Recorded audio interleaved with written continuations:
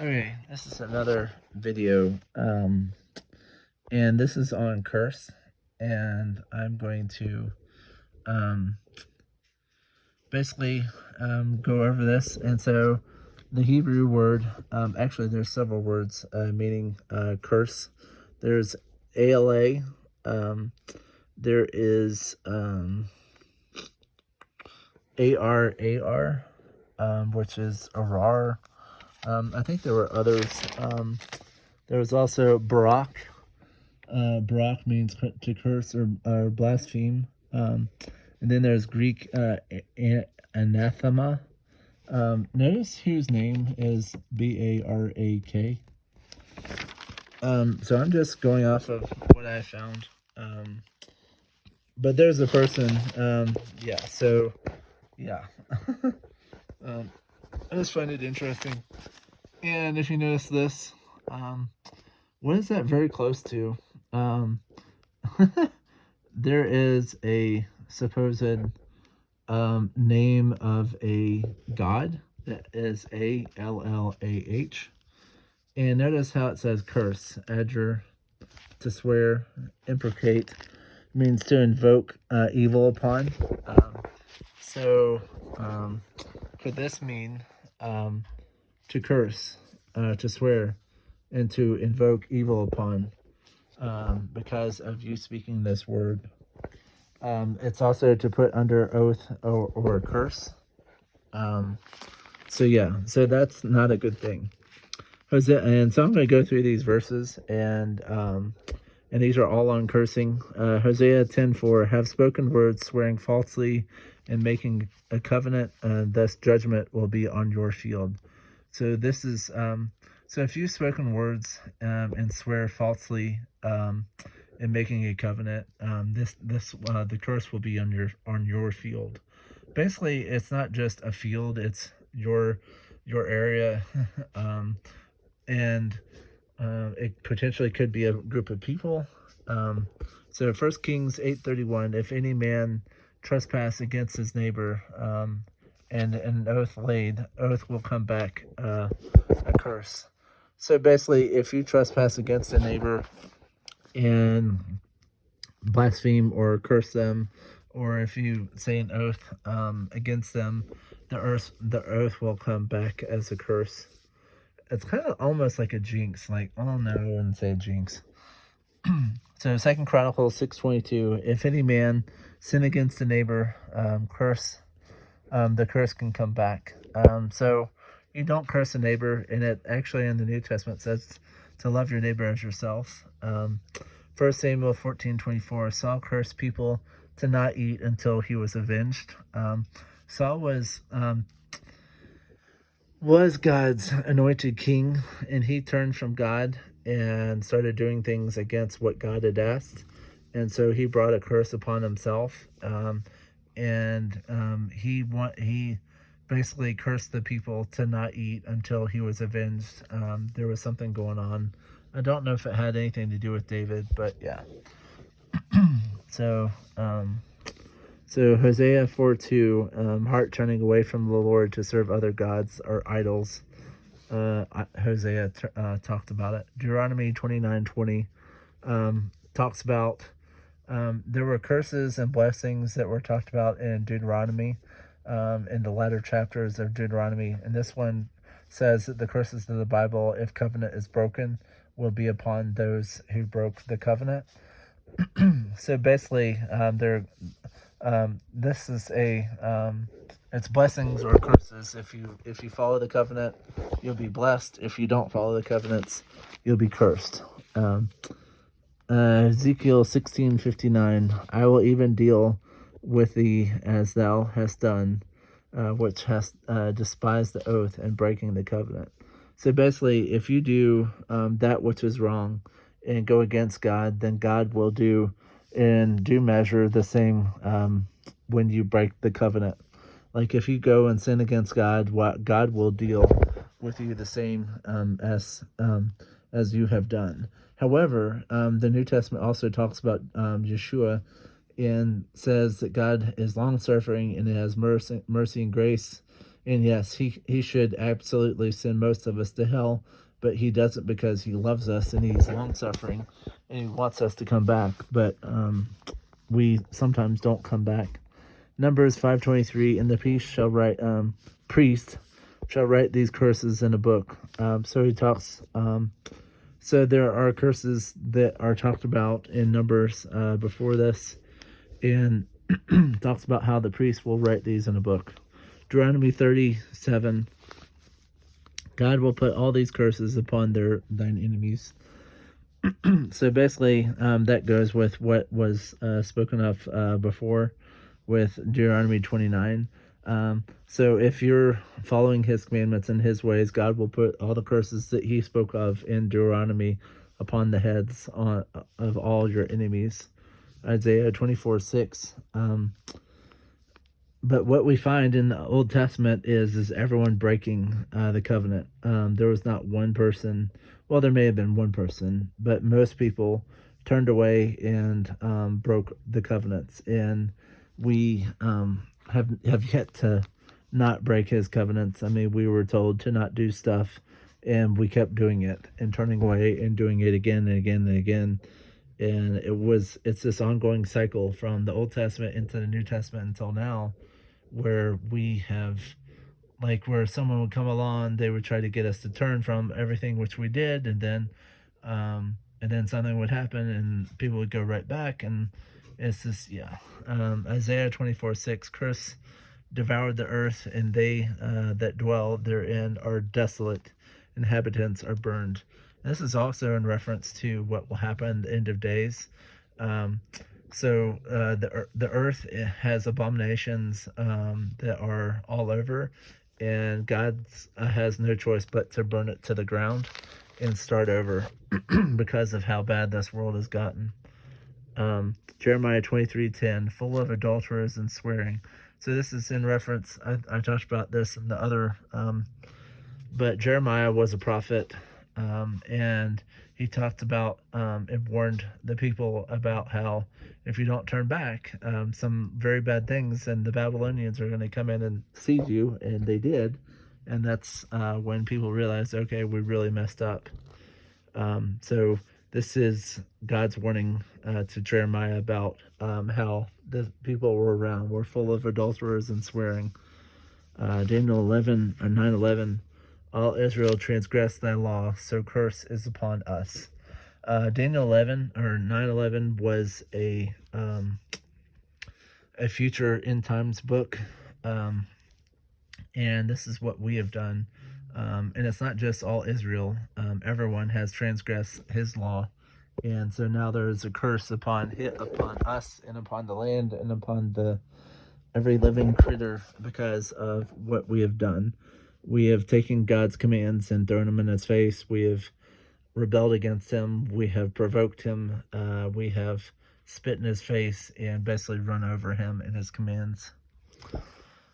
Zechariah 5:3, curse goeth forth over the earth. Those who steal are cut off, and everyone that sweareth shall be cut off. And sweareth. So think of every curse word that you've ever said. Notice why it says curse word. When you're cursing someone, you're basically causing them to fall.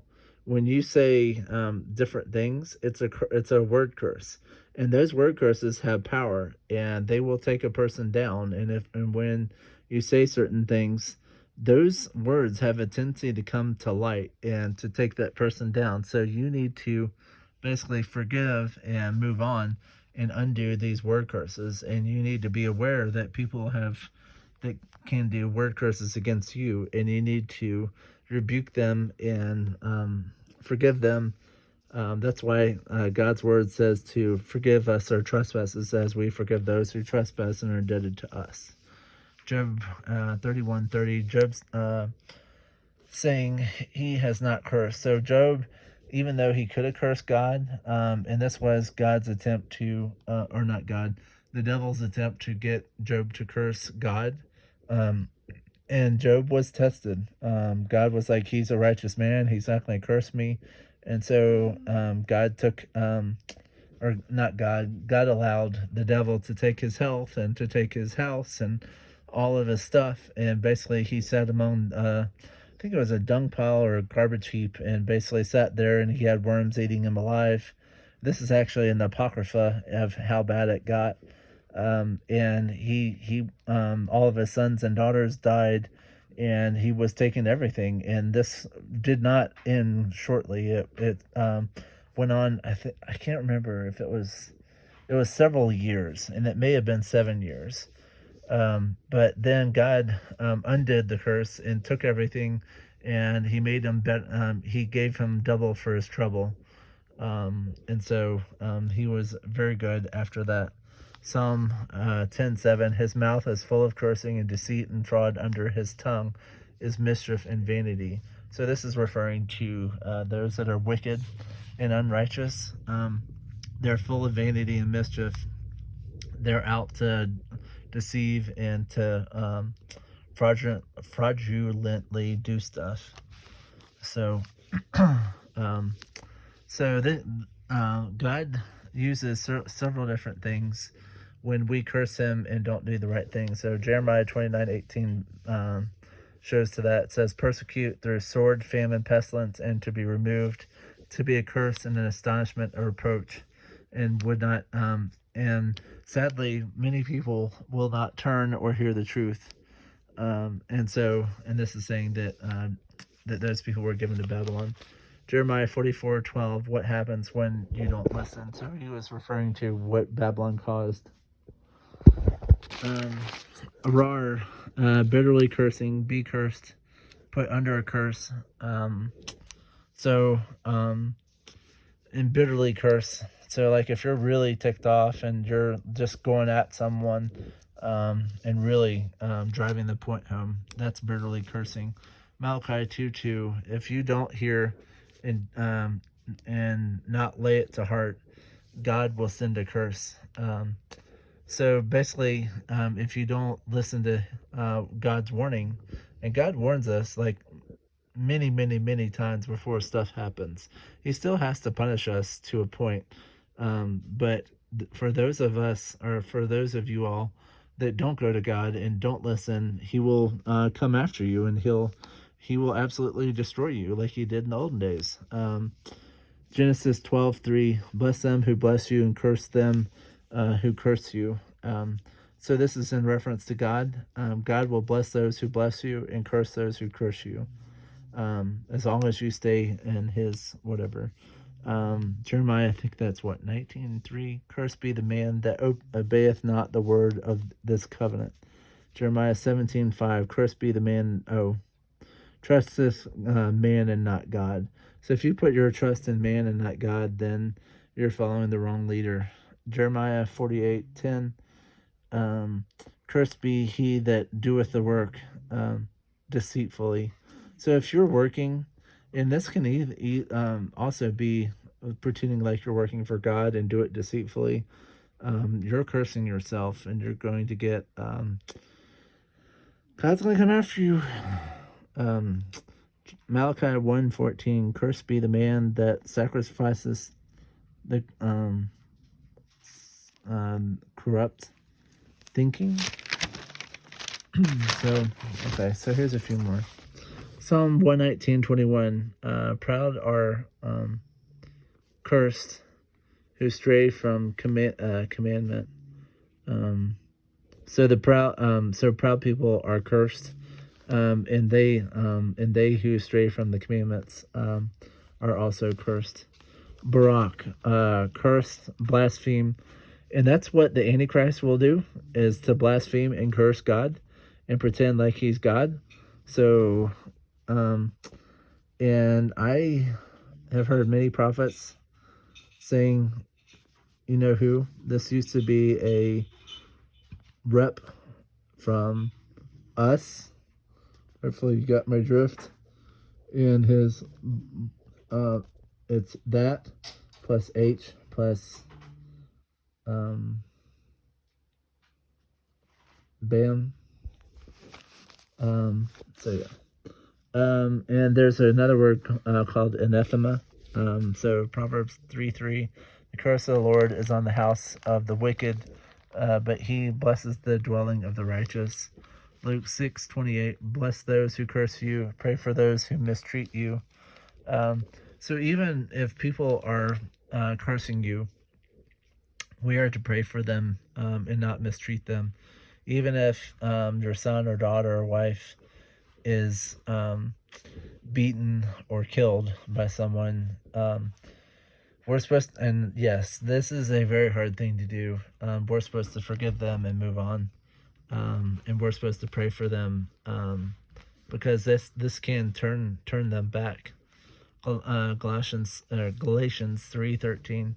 Christ redeemed us from the curse of the law, having become a curse for us, and it's cursed is everyone who hangs on a tree. So he hung on a tree. James 3:9 also talks about cursing. So all this is in reference to cursing, and we can curse people with our mouth, and God specifically says that we're not supposed to do that. We're supposed to bring blessing and not a curse. We're supposed to bring help. Because people, even myself, I mean, I've lashed out when people have just mistreated me, or if I've gotten to a point where it's just like I've had no more, and so I've gone after people and I've cursed them and I've thrown things and beaten walls and that type of thing. And yes, I mean, this world right now is so wicked and depraved, and it's just like, holy cow. I mean, how much more before God comes back? And we can't, I mean, yeah, it's, sometimes we may lash out and say something, but you need to go ask for forgiveness. If you've done this to a coworker, a friend, a relative, or anyone, you need to go ask for their forgiveness, or say, I forgive them. And you need to undo all the things that you've done in your past. If you've manipulated people, if you bullied them, if you joke jested, these are not allowed in God's kingdom. You're not supposed to hold a grudge. You're supposed to help each other. You're supposed to be meek and humble in spirit. And God will help us. God will lead you and guide you to the right people at the right time. So thank you for joining me. This is on cursing. God bless you all.